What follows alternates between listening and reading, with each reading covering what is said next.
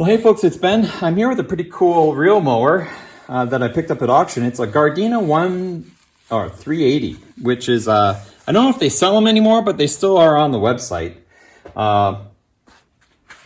So that's pretty neat. And I actually like the looks of it. The color combination of the blue and the red reel back here is actually fairly awesome. I just picked it up based on a front picture of it. It's hard to go wrong with reel mowers. Typically, most of them can be brought back. There's not a lot mechanically to them, and I've already kind of scrubbed the front here, and because we had duct tape on the front, which is kind of annoying, but it looks like we got that lifted off here. And this is, whatever this is, isn't coming off, so try to give it a little bit more here. But let's go ahead and do an inspection and a little maintenance on this thing. I already kind of wiped down the front, but I haven't gone much further than that. I did take a measurement. We're 15 inches wide on the reel, so it's a 15 inch, I'm guessing, or they might call it a 14, it's 15, whatever, close enough. And right now it's at its highest. You can see right here, where the machine is tilted as far up as it can go, we're at 2 inches. So highest cut you can do is 2, and then a lot of these you can almost scalp your lawn with them. So I don't care about how low it can go. I do care how high, because my lawn sucks. And so the more food, the taller my grass, the greener it is. So we like to mow it fairly high up.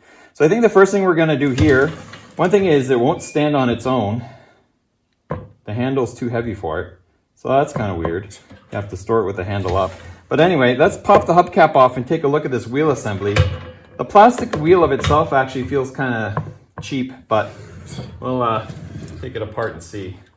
So this might be you and I's both first time looking into one of these. Oh, it's a center mount hubcap. There we go. And it's just got a center grab. And it looks like we've got a little clip here on a cheap wheel. Let's go ahead, I'll get some pliers and we'll pop that ring off. Got the wobble camera today. The 4-in-1 set of these snap ring pliers are typically the awesomest, as long as you keep them and keep a track on them. And it beats doing it the old way, which is with the screwdriver. But I still cover them because I'm going to lose them. So that ring's off. Yay for the tool. And I'll set this aside because we're going to need to put it back on, and we'll put that part over there. All right, nothing spring loaded, please. Nope. There was a washer, so I had a washer there too, which makes sense. And then a metal shaft, not crazy. And then here we have our reel and our pawl. Oh, well, that's an interesting thing. So we've got our 3 cog here, and then it's kind of a neat, not just a switch, it's a piece of flat metal. So, okay, that just is in the shaft. And then there's another, if we wanted to, there's another, looks like snap ring there we could use to get the reel out, but we're not going that far. But we are going to take all this stuff and clean it. So I'm going to snap my fingers and we'll be clean. So it looks like we do have a little bit of mileage on this. As you can see, it kind of cut a groove right there in the paint from the plastic wheel. Now, when I say clean, I mean wipe everything down. I use WD-40 on the metal parts just cause. This is looks like it's a non-greased bearing, like it just slides on there. We'll put some very heavyweight oil on this. A little bit of grease in the pawl that's here, and then this is a sealed bearing, so it's a forever bearing. We're gonna go ahead and lubricate it anyway, because that's what we do. Now on the pawl here, on the little power reel, if you will, the power for this guy, it says left on it, which, yep, it is the left side from the operator's view. Make sure all these teeth are clean. Maybe I should do a little better job on that one. Clean out the back and bottom. Now there's a little bit of grease in here from this guy, so I think I'm gonna return a little grease inside this, just because it came with that way. And then of course the hubcap I don't care about, and same with the wheel. Get in there. Boy, when on camera it looks so much worse than in person. Clean out that groove, right? We don't want any grass or clippings in there. We want to keep that nice and clean so that these two can talk to each other nicely.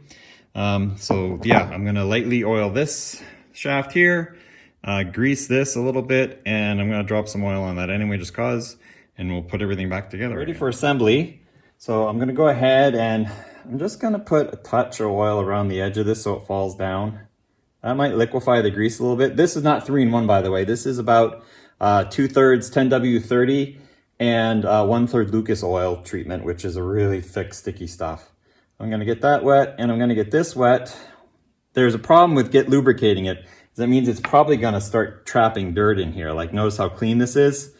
And it was pretty clean when I tore it apart, but it's gonna keep me from wearing this wheel out, which looks like it's well on its way, which means this might be a little bit higher mileage than we thought. So we got our power gear here. There's a technical term for it, but I can't come up with it right now. Oh, and you are good? No, you're not good. Yeah, there we go. So that's like so. And I was gonna put a touch of oil on my lifetime bearing here, just cause it won't mind having a little oil work into it versus moisture or anything else. And we already have this shaft lubricated. You can drop it like so. That way when we go forward, that is forward, it will spin. I probably could have cleaned the outside of the rim too, but the reality is if this is mine, I'm gonna get it dirty anyway the first time I throw it out there. So we go ahead and chuck this bearing back on, put our clip back on, our snap ring. That's a reassuring click. And then our wheel here has a specific way it goes on. Does it? That's weird. It's got 4, but it's 3. Okay, sure. Neat thing on the side here, I don't know if you can see it. It has a 42. So I'm guessing as you change it, it'll actually list you a measurement. 42 has got to be metric. There's no way that's going to be anything else. So 42 millimeters, that's a little over, yeah, maybe 2 inches is 60. So yeah, it's thinking it's not quite 2 inches tall. So anyway, let's flip it over and do the other side, and then we'll take a good look at the reel. Nothing crazy notable on this side, but except for our power gear here is so encrusted, I actually have to use a pick to get in there and clean this out. The other one cleaned up with just a plastic brush, but this one actually is got quite a bit of material on it. So I got to look at the other side as well on the big wheel. But yeah, it's quite dirty on that. Other than that, everything seems to be just the same as the other side. And there's something I forgot to show you, so I'll show you that here in a second. Now what I wanted to show you, which I did on the other side, is you also want to put a little bit of oil on this ring here because they don't move, this washer and this snap ring. So go ahead and put a little lubrication on those as well. This wheel was just as dirty on the inside, so we got that all sorted out. So we're good to go, and boy, that's so smooth now. I didn't think it needed lubrication, but much happier. So let's go ahead and put the hubcap on. Yeah, and flip it on its back, and let's take a look at the reel. So this is where all the money is in the machine here, is in the reel and the blade. And as I'm looking at this, you can see that they're not very worn. And that means they haven't been making contact in quite a while. I say this a million times in all my other videos, so I'm only gonna say it once. These act like a pair of scissors, right? As this blade and as the reel and the blade come together, it's a snipping action. And so we should be able to take a piece of paper, which I'm gonna go grab here, and we'll do a pre-check and see how nicely this cuts paper. Maybe it's great, but I doubt it. It needs a little bit of drag. All right, got your back on the wiggle pod. So we have just a strip of, printer paper, whatever, typical paper. So we should be able to come through here and it should cut this. And all it is giving it a bad day. Oh, well, kind of, no. So it is not close enough to the blade to be cutting. The only machine that I know that can do that is a company called Friskers has a mower, and I guess it's a non-contact mower, but everybody else is. So what we need to do is make an adjustment to the blade, and looks like it's got a spring mechanism involved here somehow, and a pivot bolt here. So we don't want to make a big measurement. I think we need to get an Allen in there and just touch it a little bit. It's so close. So we just need to make it a hair closer. Of course, the way it's set up right now with this, say making the blade high, we're actually gonna have to back these little plastic nuts off, back those nuts off, lower this out of the way, make our blade adjustment, then we can set the height again. So I want to show you this because it's a little weird. So you back up this plastic broken thing, which probably just had little wings on it, and then you back this one. This one's a 14, the other side's a 13. Weird. Anyway, I can't, with the handle like this, it won't let you actually move it. So you have to kind of, you can see how it's kind of loosey-goosey here, and we're going to lubricate that too with some of our not WD-40. We're going to use our 30 weight oil. And but this opens up our blade connections here, but we do want this to operate smoothly, and it does shift the numbers in the little window there as you move it back and forth. So I wonder if, oh yeah, so we'll lubricate everything that moves and we'll lock it down and we'll tweak our blade. There's going to be some editing because I left the camera on. So these are all lubricated. I just kind of hand tighten that. So now we're in our blade adjustment period here, and soaked everything with WD-40. These real machines really run on oil. They run on WD-40. They like to be lubricated all the time, and it keeps the water off them, keeps them from rusting. So we have our spinning reel here. And of course, no contacts made. So we need to actually bring it closer. The blade needs to go closer to the reel, so we need to turn this. Maybe an eighth of a turn. That's a 3/16 hex, by the way. An eighth of a turn. And that's too much. I already can tell you that. But let me turn this one a little bit less. That's what we're looking for. And this one has constant contact, which is pretty cool. Back these up a skosh. Now the blade's being dry, they're going to be angry. Oh, that's better.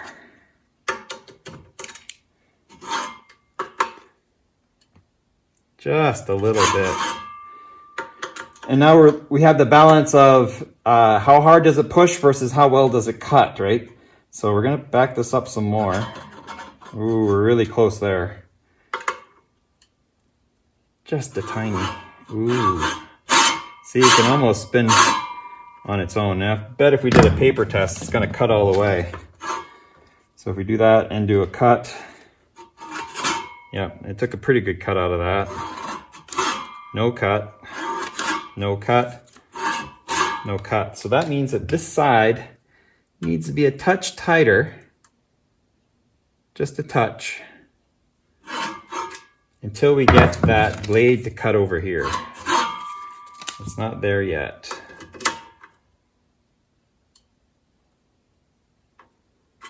Okay.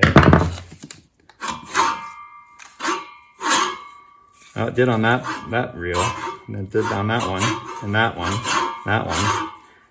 So this one's pretty happy. Let's come back over this side. If you get each side done, there's not much you can do about the middle. How are we doing here? Oh, let's do it this way. Yeah, that mostly got it. It's pretty darn close. Yeah. There's four blades on this reel, so you get 3 out of 4. You're pretty good. And how about the middle?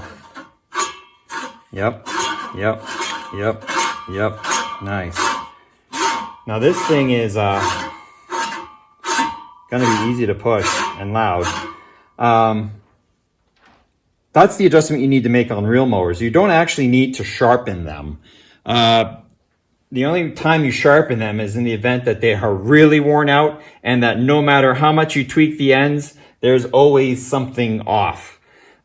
Usually they'll come right back in like you see this one has, and then you're good to go. If it's to a point where like there's the blade is deformed, sharpening, all it does is it mates the surface to the reel. You use this to machine the blade again so that they are the same, and then you can tweak it for cutting. But most of the time, nobody's got enough mileage on them that's gonna really need, it's not like a normal mower where you would, you know, sharpen the blade every other time you use it or something like that. Reel mowers typically don't need that. So I'm gonna go through now and take this rust off, lubricate and clean these blades, and I'll see you when we're done. When we got everything set up, it was great. I flipped it over, I was cleaning up everything, but the reel is really spinning loosey-goosey again. So by having it on its belly and against its handle, it was actually torquing this bottom here, because apparently it's not that rugged, and actually caused us to set it. So now it's just kind of dangling here. I was able to come back and resharpen it, recheck it. Of course, it's lubricated now, so it's also a lot easier to turn. And while I'm here, I'm also probably going to hit our little roller here, which makes the nice lines in it with a little oil as well. Oh, it looks, is that attached to the shaft? That's a neat way. It looks like these are attached to the shaft and then there's bearings on each end. So that's pretty cool. So now if I flip it over, as if I was gonna paint it or clean it, there, that's the sound I'm looking for. So, and it doesn't have rubbery wheels, so it's not gonna do well on the countertop, but it should do well outside. So let me reset my height and we'll go outside and give it a spin. All right, I'm gonna take 2 on this because my camera shot it the wrong way. So we're all set, we're all cleaned up. Everything's been lubricated. We checked the wheels. We got the reel realigned with the blade. So it seems pretty happy. It pushes really easy, but it's cutting. So that's exactly what we want here. Here's my lawn. We haven't even mowed it yet once this year. And it's just about to be June. So we're getting there. But let's go take it for a spin. Don't quite have an infinite amount of, ooh, we got dandelions over here. Let's check that out. Yeah.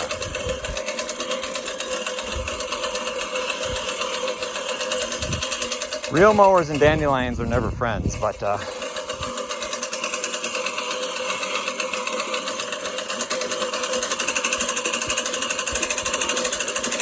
back to some grass. And yeah, anything it hits, it mows. So I'm pretty happy with that. It's a real pretty mower. But yeah, when you get it so high up, it won't. I guess I have to park it the other way. I have to put the handle this way. Will it stand? Yeah, that's not cool. But other than that, it's a real neat mower. I like the handle, I like how wide it is. But if you guys have any questions on real mowers, I do lots of videos. I do fix lots of real mowers. Let me know. Subscribe to my channel. Probably Red Barn Homestead and Turbo 231, I guess. I don't know which channel I'm going to put this on yet. Stormy, do you know? He doesn't know. Just keep the lawn mowed, Dad. Sure. And so please subscribe to one of those channels, and we'll see you next time.